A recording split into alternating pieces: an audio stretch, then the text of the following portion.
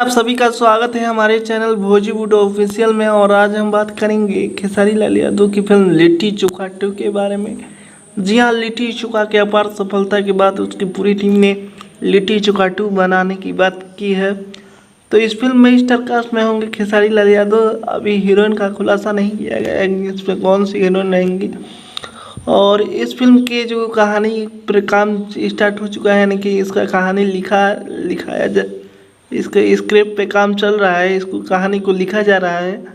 और इस फिल्म को डायरेक्ट करेंगे पराग पाटिल जी और इस फिल्म को प्रोड्यूस करेंगे प्रदीप के शर्मा जी। क्योंकि लिट्टी चोखा जो फिल्म है काफ़ी ज़्यादा हिट हो चुकी है यूपी, बिहार, नेपाल में हर जगह। तो उसी के अपार सफलता के बाद लिट्टी चोखा 2 आने वाली है।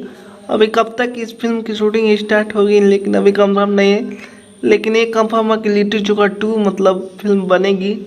और ये फिल्म आप लोगों को 2022 में ही देखने को मिलेगी, यानी कि 2021 चल रहा है, 2022 में ये फिल्म आप लोगों के बीच शूटिंग भी होगी और रिलीज़ करके आप लोगों के बीच 2022 में रिलीज़ कर दिया जाएगा।